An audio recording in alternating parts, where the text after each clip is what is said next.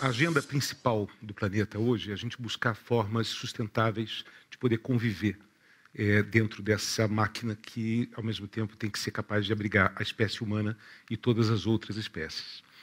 E a base do problema que a gente vive é que a gente tem um modo colonial de pensar de que a gente precisa conquistar o terreno, conquistar os territórios, ocupar os espaços, controlar as espécies, explorar as coisas. E os outros seres, na medida do possível, em nome de um antropocentrismo, ou seja, nós somos o centro, aquilo que justifica a vida no planeta. Isso eu me dei conta que a gente tem um erro essencial nisso. A primeira pergunta que eu faço é: qual espécie desse planeta sentiria falta no caso da extinção da raça humana?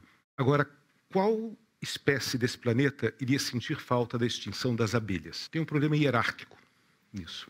Ou seja, de uma hora para outra, a gente entende que se a gente desaparecer do planeta, tudo vai continuar bem melhor até do que está. Mas se a gente tirar as abelhas do planeta, você quebra todo o sistema que sustenta. Se você tirar as formigas do planeta, você acaba, né, com a forma de existir. E isso me fez colocar assim, tem uma necessidade que a gente tem que ter de tentar pensar esse diálogo entre a nossa espécie e as outras espécies, até para que a gente justifique a nossa presença e que a gente possa entender a intenção dessas outras espécies. Isso tudo parece muito absurdo, até a hora que a gente tem um advento de uma tecnologia essencial que pode mudar tudo nesse jogo, que chama-se inteligência artificial. Uma tecnologia que é capaz de aprender a linguagem dos outros seres. E você poder ser ativo num processo de conquistar a compreensão entre um campo do conhecimento e outro. Vamos entender uma coisa assim. Alguém aqui acha que arte é uma exclusividade da raça humana? A arte é uma invenção humana? Você algum dia ouviu o canto dos pássaros? Você não pode afirmar isso, né? Se você entender o que é a arquitetura criada por abelhas, formigas e vários tipos de insetos, cupins, você vai entender que tem uma sabedoria e um conhecimento ali dentro muito grande. E expressões de afeto, e expressões de tudo isso que, na realidade, é a matéria-prima da arte. E trauma, né, e dor, sentimento, todas as coisas. Por que a gente é tão impermeável a entender que essas coisas podem ter uma zona de fricção e uma zona de diálogo muito rica? E eu sempre entendi que existe um tabu no território do museu, né? Existe uma palavra proibida dentro dos museus, que é aquilo que é orgânico, aquilo que é vivo, né? Aquilo que é biológico. É quase como se fosse uma arma nuclear para o museu. E aí você entende, poxa, tem alguma coisa de errado, ou seja, existe um tabu dentro daquilo que é a zona de fricção mais rica, mais potente, né? Os museus não podem aceitar a presença de um fungo, por exemplo, né, que é algo que, em si, assim, existem poucas esculturas no mundo que podem ser mais esteticamente elaboradas do que um cogumelo, por exemplo, né? E formas de expressão, e de cor, e de vida e de transformação. E praticamente todo o mundo da arte é pautado por uma necessidade do capitalismo de dar valor às coisas dentro da longevidade. Então, ou seja, a arte funciona no mundo como uma forma de você pegar o dinheiro, que a gente sabe que é uma coisa corrosível, né, e transformá-lo numa coisa que vai ter valor projetado no tempo. Então, para isso, ela espera da arte a estabilidade.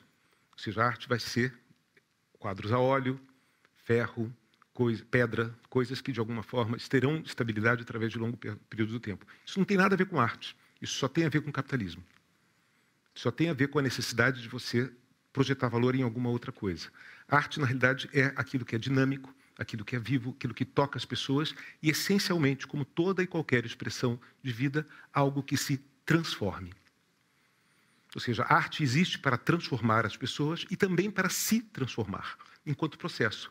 E a gente tenta, o máximo que pode, em função de atender às demandas do capitalismo, da gente querer criar arte que seja estática, parada, não mutável.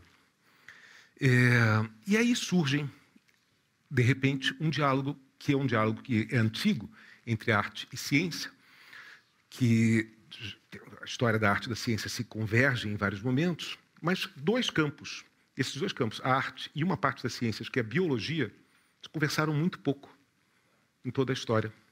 Ou seja, a arquitetura conversou com a matemática, que conversou com a química, com vários campos, mas a biologia sempre esteve meio que ao largo da história da arte, porque ela não atendia a essa demanda. E eu acho que isso abre um território muito rico, porque arte e ciência se relacionam a partir de um princípio que é a ideia da curiosidade, né? A motivação de arte e ciência se dão a partir dessa curiosidade.